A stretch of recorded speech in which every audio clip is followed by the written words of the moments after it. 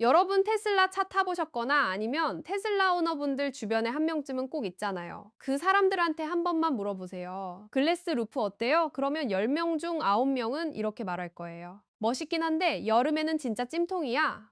오늘 T3에서는 바로 그 문제를 테슬라가 드디어 특허로 정식 대응했다는 얘기를 해볼게요. 구독 아직 안 하신 분들은 지금 눌러두시고 바로 시작합니다. 자, 일단 왜 글래스 루프가 문제냐? 이거부터 짚고 가야 해요. 테슬라 하면 떠오르는 게 뭐가 있어요? 오토파일럿, 거대한 터치스크린, 그리고 저 탁 트인 파노라마 글래스 루프. 특히 모델 S, 모델 X, 모델 3, 모델 Y 같은 프리미엄 라인업에 들어가는 파노라마 루프는 테슬라의 상징 같은 존재예요. 하늘이 보이고 개방감이 엄청나고 처음 타는 사람들은 거의 다 와 소리 내잖아요.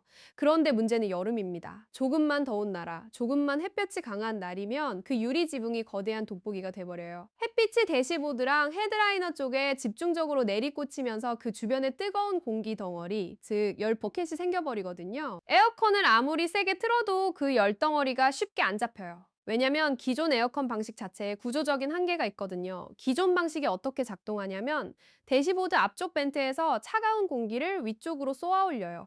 근데 그게 올라가면서 이미 뜨겁게 달궈진 상층부 공기랑 섞여버리는 거예요. 그러면 결국 차갑지도 않고 시원하지도 않은 어정쩡하게 미지근한 공기가 실내에 돌아다니게 되는 거죠. 온도 편차가 크게 생겨요. 발밑은 좀 시원한데 머리 위는 여전히 후끈한 그 느낌.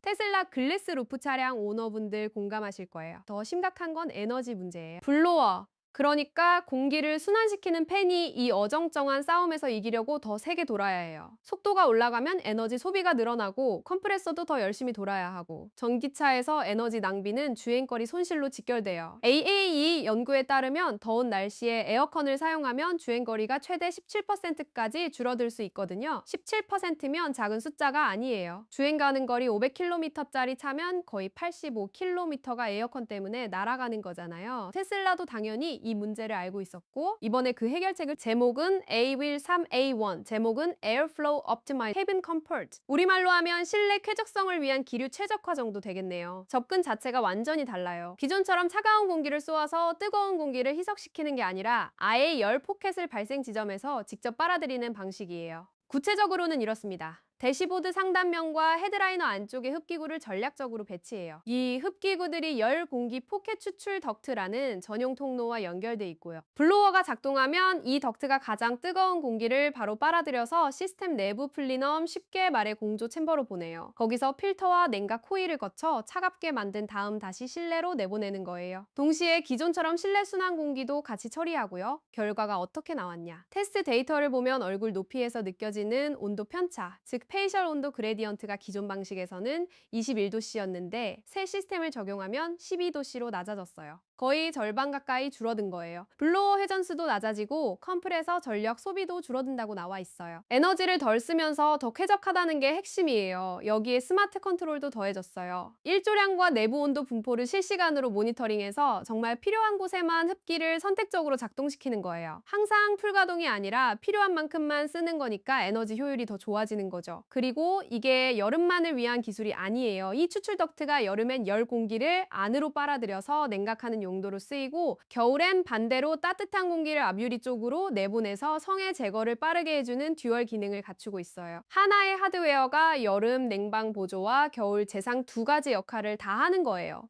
게다가 기존 하드웨어를 크게 바꾸지 않고 적용할 수 있어서 현재 운행 중인 테슬라 차량의 레트로핏, 즉 사후 장착도 가능할 수 있다고 특허에서 언급하고 있어요. 이미 테슬라 오너인 분들한테도 관련 있는 얘기라는 거죠. 이 특허를 얘기할 때 빠지지 않는 비교 대상이 테슬라 히트펌프예요. 테슬라가 추운 날씨 대응을 위해 히트펌프 시스템을 도입한 것처럼 이번 특허는 더운 날씨와 강한 햇빛 문제를 근본부터 다시 설계한 거라 볼 수 있어요. 방향은 반대지만 발상의 뿌리는 비슷해요. 기존 방식의 비효율을 인정하고 열을 발생 지점에서 직접 처리하자는 거니까요. 이 특허가 더 주목받는 이유가 하나 더 있어요. 타이밍이에요. 2026년에 모델 Y L이 출시됐죠? 중국에서 먼저 나왔고 지금 한국, 일본을 포함한 아시아 태평양 지역으로 들어오고 있어요. 이 모델 Y L도 글래스 루프가 들어가 있어요. 아시아 여름이 얼마나 덥고 습한지는 여기 계신 분들이 더 잘 아시잖아요. 한국 7월, 8월만 해도 체감온도가 40도를 오고 오가는 날이 한두 번이 아니니까요. 그 차에 글래스 루프가 달려있고 동시에 이 열관리 특허가 나왔다는 건 우연이 아닐 가능성이 높죠. 물론 특허가 곧 양산 적용을 의미하는 건 아니에요. 테슬라는 꽤 많은 특허를 출원하고 그중 실제 차에 들어가는 건 선별되거든요. 하지만 이번 특허는 구체적인 테스트 수치까지 포함돼 있고 기존 하드웨어와의 호환성도 고려돼 있고 실제 오너들이 오래전부터 불편을 토로해온 문제를 정면으로 겨냥하고 있어요. 그냥 아이디어 수준이 아니라 꽤 완성도 있는 설계라는 인상을 줘요. 테슬라 글래스 루프가 멋있다는 건 아무도 부인 안 하죠. 근데 그 멋이 실용성과 충돌할 때마다 오너들이 감수해왔던 불편함이 있었는데 이번 특허가 그 간극을 좁히는 실질적인 한 발짝이 될 수 있다는 게 오늘 얘기의 핵심이에요. 앞으로 모델 Y, L이 한국에 본격적으로 풀리고 실제 오너 후기가 쌓이기 시작하면 이 HBC 개선이 실제로 적용됐는지 체감 차이가 얼마나 되는지도 T3에서 계속 다룰게요. 오늘 영상 유익하셨으면 좋아요 한 번만 눌러주시고 다음 영상에서 봬요.